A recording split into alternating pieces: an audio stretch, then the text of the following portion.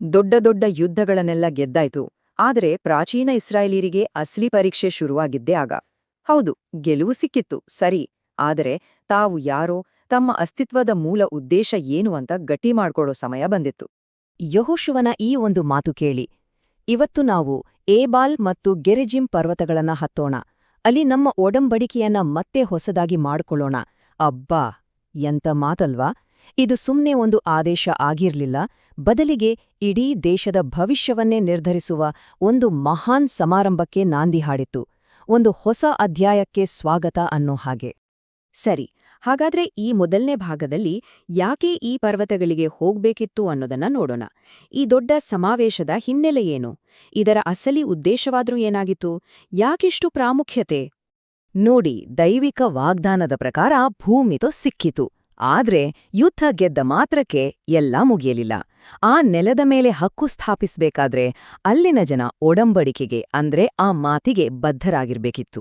ಬರೀ ಮಿಲಿಟರಿ ಗೆಲುವು ಸಾಕಾಗಲ್ಲ, ಜನರ ಮನಸ್ಸುಗಳನ್ನೂ ಗೆಲ್ಬೇಕು, ಒಂದು ಆಧ್ಯಾತ್ಮಿಕ ಬದ್ಧತೆ ಬೇಕು ಅನ್ನೋದು ಇಲ್ಲಿ ಮುಖ್ಯವಾದ ವಿಷಯ. ಹಾಗಾದ್ರೆ ಒಡಂಬಡಿಕೆ ಅಂದ್ರೆ ಏನು? ಅದು ದೇವರು ಮತ್ತು ಇಸ್ರಾಯೇಲ್ ಜನರ ನಡುವೆ ನಡೆದ ಒಂದು ಗಂಭೀರವಾದ ಬದಲಾಯಿಸಲಾಗದ ಒಪ್ಪಂದ.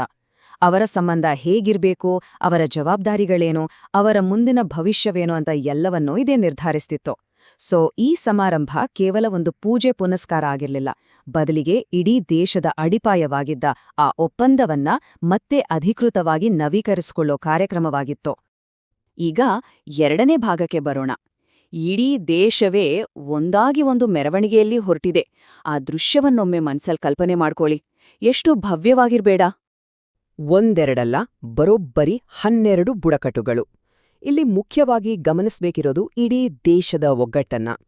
12 ಬುಡಕಟ್ಟುಗಳು ಒಂದೇ ಶಕ್ತಿಯಾಗಿ ಯಾವ ಭೇದಭಾವನೂ ಇಲ್ಲದೆ ಒಟ್ಟಿಗೆ ಸಾಗುತ್ತಿದ್ವು. ಆ ಮೆರವಣಿಗೆಯ ಮಧ್ಯಭಾಗದಲ್ಲಿ ಏನಿತ್ತು ಅಂತ ನೋಡೋಣ ಬನ್ನಿ. ಮೊದಲು ಒಡಂಬಡಿಕೆಯ ಮಂಜೂಷ, ಅದ್ರ ಜೊತೆ ಯಾಜಕರು ಮತ್ತು ತೋರ ಅಂದ್ರೆ ಧರ್ಮಗ್ರಂಥದ ಸುರುಳಿಗಳು. ಇವರ ಹಿಂದೆ ಬುಡಕಟ್ಟುಗಳ ಯೋಧರು, ಹಿರಿಯರು, ಅಷ್ಟೇ ಅಲ್ಲ, ಹಾಲುಗೂಸಿನಿಂದ ಹಿಡಿದು ವಯಸ್ಸಾದವರವರೆಗೂ ಪ್ರತಿಯೊಂದು ಕುಟುಂಬವೂ ಜೊತೆಗಿತ್ತು. ಅಂದ್ರೆ ಇದೊಂದು ಸೈನ್ಯದ ಮೆರವಣಿಗೆಯಲ್ಲ, ಇಡೀ ಸಮಾಜವೇ ಒಟ್ಟಾಗಿ ಹೊರಟಿತ್ತು. ಅವರು ಹೋಗ್ತಿದ್ದ ಜಾಗ ಕೂಡ ತುಂಬನೇ ವಿಶೇಷವಾಗಿತ್ತು. 2 ಪರ್ವತಗಳು. ಒಂದು ದಕ್ಷಿಣದಲ್ಲಿ ಗೆರಿಜಿಮ್ ಪರ್ವತ, ತುಂಬಾ ಹಚ್ಚಸಿರಾಗಿತ್ತು, ಸೊಂಪಾದ ಇಳಿಜಾರಿಗಳಿಂದ ಕೂಡಿತು. ಇದು ಆಶೀರ್ವಾದದ ಸಂಕೇತ. ಮತ್ತೊಂದು ಉತ್ತರದಲ್ಲಿದ್ದ ಏಬಾಲ್ ಪರ್ವತ, ಬರಡಾಗಿತ್ತು, ಕಲ್ಲು ಬಂಡೆಗಳಿಂದ ತುಂಬಿತ್ತು. ಇದು ತೀರ್ಪಿನ ಸಂಕೇತವಾಗಿತ್ತು. ಅವರ ಮುಂದಿದ್ದ ಆಧ್ಯಾತ್ಮಿಕ ಆಯ್ಕೆಯನ್ನೇ ಈ ಪರ್ವತಗಳು ಕಣ್ಣು ಮುಂದೆ ನಿಲ್ಸೋ ಹಾಗಿದ್ದು ಅಲ್ವಾ? ಸರಿ, ಈಗ 3ನೇ ಭಾಗ. ಆ ಕಣಿವೆ ತಲುಪಿದ ಮೇಲೆ ಮಾಡಿದ ಮೊದಲ ಪವಿತ್ರ ಕೆಲಸ ಏನಪ್ಪಾ ಅಂದ್ರ, ಒಂದು ವಿಶಿಷ್ಟವಾದ ಬಲಿಪೀಠವನ್ನ ಕಟ್ಟಿದ್ದು. ಆ ಬಲಿಪೀಠಕ್ಕೆ ಒಂದು ಕಟ್ಟುನಿಟ್ಟಾದ ಆಜ್ಞೆ ಇತ್ತು. ಮನುಷ್ಯನ ಯಾವುದೇ ಉಳಿ ಅಥವಾ ಉಪಕರಣ ಈ ಕಲ್ಲಿಗೆ ತಾಗಬಾರ್ದು ಅಂತ. ಅಂದ್ರೆ ಸಂಪೂರ್ಣವಾಗಿ ನೈಸರ್ಗಿಕವಾದ ಕೆತ್ತದ ಕಲ್ಲುಗಳಿಂದಲೇ ಅದನ್ನ ಕಟ್ಟಬೇಕಿತ್ತು. ಇದ್ರ ಹಿಂದಿನ ಅರ್ಥ ಏನು ಗೊತ್ತಾ? ಪೂಜೆ ಅನ್ನೋದು ಮಾನವನ ಕೈಚಳಕದಿಂದ ಹಾಳಾಗಬಾರ್ದು, ಅದು ಶುದ್ಧವಾಗಿರ್ಬೇಕು ಅನ್ನೋದು. ಆ ಬಲಿಪೀಠದ ಆಚರಣೆ ಹೇಗಿತ್ತು ಅಂತ ನೋಡೋಣ. ಮೊದಲು ಏಬಾಲ್ ಪರ್ವತದ ಮೇಲೆ ಯಾವುದೇ ಕಳಂಕವಿಲ್ಲದ ಜಾಗವನ್ನ ಆಯ್ಕೆ ಮಾಡ್ಕೊಳ್ಳೋದು. ಎರಡನೆಯದಾಗಿ ಕೆತ್ತದ ಕಲ್ಲುಗಳಿಂದ ಬಲಿಪೀಠವನ್ನ ಜೋಡಿಸೋದು. ಮೂರನೆಯದಾಗಿ ಪ್ರಾಯಶ್ಚಿತ್ತಕ್ಕಾಗಿ ದಹನ ಬಲಿಗಳನ್ನ ಅರ್ಪಿಸೋದು. ಕೊನೆಯದಾಗಿ ಎಲ್ಲರೂ ಒಟ್ಟಾಗಿ ಸಮಾಧಾನ ಯಜ್ಞಗಳನ್ನ ಹಂಚಿಕೊಂಡು ಸಹಭಾಗಿತ್ವವನ್ನ ಆಚರಿಸೋದು. ಪ್ರತಿಯೊಂದು ಹಂತಕ್ಕೂ ಅದರದ್ದೇ ಆದ ಮಹತ್ವ ಇತ್ತು. ಈಗ 4ನೇ ಭಾಗ. ಇದೇ ಆ ಇಡೀ ಸಮಾರಂಭದ ಪ್ರಮುಖ ಘಟ್ಟ. ಇಲ್ಲಿದಾನ್ ಒಡಂಬಡಿಕೆಯ ನಿಯಮಗಳನ್ನ, ಅಂದ್ರೆ ಆಶೀರ್ವಾದಗಳು ಮತ್ತು ಶಾಪಗಳನ್ನ ಇಡೀ ದೇಶಕ್ಕೆ ಕೇಳುವ ಹಾಗೆ ಘೋಷಣೆ ಮಾಡಿದ್ದು. ಇಲ್ಲಿ ಏನಾಯ್ತು ಅಂದ್ರೆ, ಇಡೀ ದೇಶವೇ 2 ಭಾಗವಾಯ್ತು. 6 ಬುಡಕಟ್ಟುಗಳು ಆಶೀರ್ವಾದಗಳನ್ನ ಘೋಷಣೆ ಮಾಡೋಕೆ ಗೆರಿಜಿಮ್ ಪರ್ವತವನ್ನ ಹತ್ತಿದ್ರೆ, 6 ಬುಡಕಟ್ಟುಗಳು ಶಾಪಗಳನ್ನ ಪ್ರತಿಧ್ವನಿಸೋಕೆ ಏಬಾಲ್ ಪರ್ವತವನ್ನ ಹತ್ತಿದ್ವು. ಆ ದೃಶ್ಯವನ್ನೊಮ್ಮೆ ಊಹಿಸ್ಕೊಳ್ಳಿ. ಇಡೀ ಕಣಿವೆ ಒಂದು ದೊಡ್ಡ ರಂಗಮಂದಿರದ ಹಾಗೆ ಆಗಿ ಹೋಗಿತ್ತು. ಹಾಗಾದ್ರೆ ಏನವು ಆಶೀರ್ವಾದಗಳು ಮತ್ತು ಶಾಪಗಳು? ಗೆರಿಜಿಮ್ ಪರ್ವತದಿಂದ ವಿಧೇಯತೆಗೆ ಸಿಗುವ ಆಶೀರ್ವಾದಗಳ ಘೋಷಣೆಯಾಯಿತು. ಅಂದ್ರೆ ಫಲವತ್ತಾದ ಹೊಲಗಳು, ಸುಖಿ ಕುಟುಂಬಗಳು, ಸಮೃದ್ಧಿ, ರಕ್ಷಣೆ, ಹೀಗೆ. ಅದೇ ಸಮಯದಲ್ಲಿ ಏಬಾಲ್ ಪರ್ವತದಿಂದ ಅವಿಧೇಯತೆಗೆ ಸಿಗುವ ಶಾಪಗಳ ಘೋಷಣೆಯಾಯಿತು. ಅಂದ್ರೆ ವಿಗ್ರಹಾರಾಧನೆ, ಅಗೌರವ, ಅನ್ಯಾಯ, ಕ್ಷಾಮ, ವಿನಾಶ ಹೀಗೆ. ಅವರ ಮುಂದಿನ ಭವಿಷ್ಯದ 2 ದಾರಿಗಳನ್ನ ಸ್ಪಷ್ಟವಾಗಿ ಅವರ ಕಣ್ಣು ಮುಂದೆ ಇಡಲಾಗಿತ್ತು. ಆಯ್ಕೆ ಅವರದ್ದೇ. ಈ ಘೋಷಣೆಗಳನ್ನೆಲ್ಲ ಕೇಳಿದ ಮೇಲೆ ಅಲ್ಲಿ ಸೇರಿದ್ದ ಜನಸಮೂಹದಿಂದ ಒಂದೇ ಒಂದು ಶಬ್ದ ಬಂತು.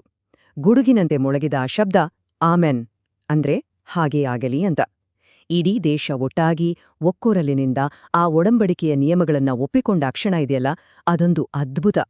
ಸರಿ, ಇಡೀ ದೇಶದ ಕಥೆ ಆಯ್ತು. ಈಗ 5ನೇ ಭಾಗಕ್ಕೆ ಬರೋಣ. ಅಲ್ಲಿ ಸೇರಿದ್ದ ಲಕ್ಷಾಂತರ ಜನರಲ್ಲಿ ಪ್ರತಿಯೊಬ್ಬ ವ್ಯಕ್ತಿಯ ಮನಸ್ಸಿನಲ್ಲಿ ಏನಾಗ್ತಿತ್ತು? ಪ್ರತಿಯೊಂದು ಆತ್ಮಕ್ಕೂ ಇದೊಂದು ಆಯ್ಕೆಯಾಗಿತ್ತು ಅಲ್ವಾ? ಅದನ್ನ ನೋಡೋಣ. ಗಿರಿಜೀಮ್ ಪರ್ವತದ ಮೇಲಿದ್ದ ಎಲಿಯಾಬ್ ಅನ್ನೋ ಒಂದು ಪುಟ್ಟ ಹುಡುಗ ತನ್ನ ಅಮ್ಮನನ್ನ ಕೇಳ್ತಾನೆ, ಅಮ್ಮ, ದೇವ್ರು ನಿಜ್ವಾಗ್ಲೂ ನಮ್ಮ ಬುಟ್ಟಿಗಳನ್ನ ತುಂಬಿಸ್ತಾನಾ ಅಂತ. ನೋಡಿ, ಆ ಮಗುವಿನ ಮನಸ್ಸಲ್ಲಿ ಆಶೀರ್ವಾದದ ಮಾತುಗಳು ಎಷ್ಟೊಂದು ನಂಬಿಕೆಯನ್ನ, ಭರವಸೆಯನ್ನ ಹುಟ್ಟಿಸಿದ್ವು. ಇನ್ನೊಂದು ಕಡೆ ಏಬಾಲ್ ಪರ್ವತದ ಮೇಲೆ ಮಿರಿಯಂ ಅನ್ನೋ ಒಬ್ಬ ವಿಧವೆ ನಿಂತಿದ್ಲು. ಶಾಪಗಳನ್ನ ಕೇಳಿ ಅವಳ ಮನಸ್ಸು ಪಶ್ಚಾತ್ತಾಪದಿಂದ ತುಂಬಿ ಹೋಗಿತ್ತು.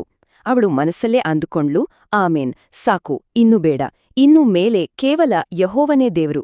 ಇದು ಹಳೆಯ ತಪ್ಪುಗಳನ್ನ ಬಿಟ್ಟು ಹೊಸ ಜೀವನಕ್ಕೆ ಕಾಲಿಡುವ ಒಂದು ನಿರ್ಧಾರದ ಕ್ಷಣವಾಗಿತ್ತು. ಅಲ್ಲೇ ಇದ್ದ ಕಾಲೇಬ್ ಒಬ್ಬ ಅನುಭವಿ ಹಿರಿಯ ಯೋಧ.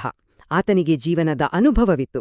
ಆತ ಹೇಳಿದ, ನಾವು ಆತನ ನಂಬಿಕೆಯನ್ನು ನೋಡಿದ್ದೇವೆ. ಈಗ ನಾವು ನಮ್ಮ ನಂಬಿಕೆಯನ್ನು ಪ್ರತಿಜ್ಞೆ ಮಾಡೋಣ. ಅವರ ಈ ಮಾತಿನಲ್ಲಿ ದಶಕಗಳ ಅನುಭವದ ಗಟ್ಟಿತನ ಇತ್ತು. ಇದು ನಾಯಕತ್ವದ ಗಂಭೀರ ಪ್ರತಿಜ್ಞೆಯಾಗಿತ್ತು. ಹಾಗಾದ್ರೆ ಈ ಒಂದು ವಿಶೇಷ ದಿನದ ಕೊನೆಯಲ್ಲಿ ಏನಾಯ್ತು? ಅದನ್ನ ನಮ್ಮ 6ನೇ ಭಾಗ ಒಡಂಬಡಿಕೆಯ ನವೀಕರಣದಲ್ಲಿ ನೋಡೋಣ. ಅಲ್ಲಿ ಆದ ಅತಿ ದೊಡ್ಡ ಬದಲಾವಣೆ ಅಂದ್ರೆ ಇದೇ ನೋಡಿ. ಅಲ್ಲಿವರೆಗೂ ಅಲೆಮಾರಿಗಳಾಗಿದ್ದೋರು ಈಗ ಒಂದು ನೆಲದ ನಿವಾಸಿಗಳಾದ್ರು. ಗುಲಾಮರಾಗಿದ್ದೋರು ಈಗ ಆ ಭೂಮಿಯ ಪಾಲಕರಾದ್ರು. ಈ ಒಡಂಬಡಿಕೆ ಅವರ ಇಡೀ ಅಸ್ಮಿತೆಯನ್ನ, ಅವರ ಗುರುತನ್ನೇ ಬದಲಾಯಿಸ್ಬಿಟ್ಟು. ಈ ಘಟನೆಗೆ ಒಂದು ದೊಡ್ಡ ಇತಿಹಾಸವೇ ಇದೆ. ಸುಮಾರು 400 ವರ್ಷಗಳ ಹಿಂದೆ ಅಬ್ರಹಾಮ ಇದೇ ಕಣಿವೆಯಲ್ಲಿ ಒಂದು ಬಲಿಪೀಠವನ್ನ ಕಟ್ಟಿದ್ದ. ಈಗ ಇಸ್ರಾಯೇಲ್ ದೇಶ ತನ್ನ ರಾಷ್ಟ್ರೀಯ ಒಡಂಬಡಿಕೆಯನ್ನ ನವೀಕರಿಸ್ಕೊಳ್ತು. ಮುಂದಿನ ಶತಮಾನಗಳಲ್ಲಿ ಪ್ರವಾದಿಗಳು ಕೂಡ ಇದೇ ಒಡಂಬಡಿಕೆಗೆ ವಾಪಸ್ ಬನ್ನಿ ಅಂತ ಕರೆ ಕೊಟ್ಟಿದ್ದು ಇದೇ ಘಟನೆಯನ್ನ ನೆನಪಿಸಿ. ಅಂದ್ರೆ ಇದು ಭೂತ, ವರ್ತಮಾನ ಮತ್ತು ಭವಿಷ್ಯವನ್ನ ಬೆಸೆಯುವ ಒಂದು ಸೇತುವೆ ಆಗಿತ್ತು. ಹಾಗಾದ್ರೆ ಒಂದು ಇಡೀ ದೇಶ ಒಂದು ಕವಲು ದಾರಿಯಲ್ಲಿ ನಿಂತು ಜೀವನದ ದಾರಿಯನ್ನ ಆರಿಸಿಕೊಂಡಿತು. ಆದ್ರೆ ಒಂದು ಪರ್ವತದ ಮೇಲೆ ಮಾಡಿದ ಆಣೆ, ಆ ವಾಗ್ದಾನ ಎಷ್ಟು ಕಾಲ ಉಳಿಯುತ್ತೆ? ಈ ಒಂದು ಗಂಭೀರ ಪ್ರಶ್ನೆಯೊಂದಿಗೆ ಈ ಚರ್ಚೆಯನ್ನ ಮುಗಿಸೋಣ. ಈ ಸವಾಲು ಅಂದಿಗೂ ಇತ್ತು, ಇಂದಿಗೂ ಇದೆ.